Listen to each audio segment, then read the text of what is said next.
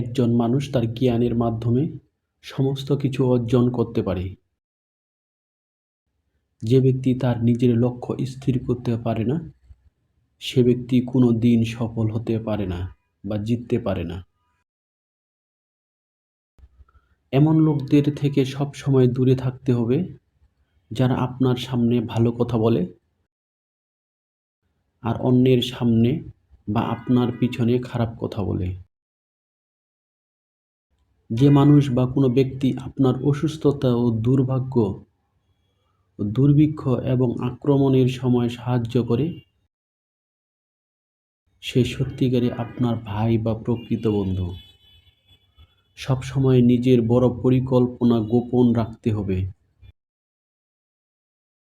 মনোযোগের সাথে কাজটি করতে হবে।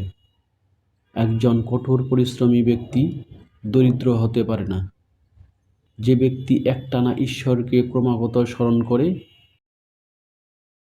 অন্ধ ব্যক্তি জিনিস দেখতে পারে না বা মানুষকেও ভালোবাসে না। মাতাল যেমন ভালো মন্দের পার্থক্য বিচার করতে পারে না, ঠিক তেমনি একজন স্বার্থপর ব্যক্তি তার স্বার্থের জন্য অন্ধ হয়ে যায়। কাক থেকে শেখা উচিত সবসময় গাধা অক্লান্ত পরিশ্রম করে। মেঘের আওয়াজ শুনলে ময়ূর খুশি হয়। ভালো আত্মার ব্যক্তি যেমন অন্যের সুখে সুখী হয়, আর এই জন্য দুষ্ট ব্যক্তি অন্যের দুর্ভাগ্যে দেখে খুশি হয়।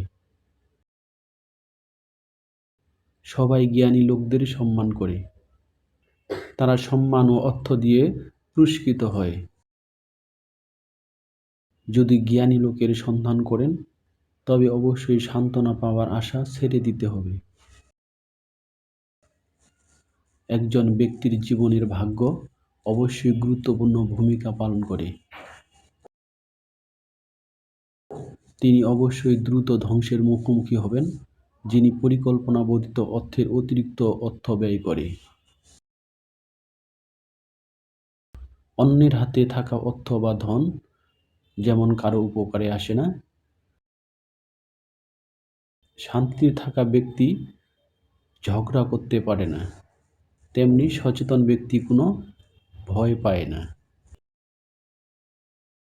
পর স্ত্রীকে যে মায়ের মতো দেখে, অন্যের জিনিসকে যে মূল্যহীন মনে করে এবং সকল জীবকে যে নিজের মতো মনে করে, সেই জ্ঞানী।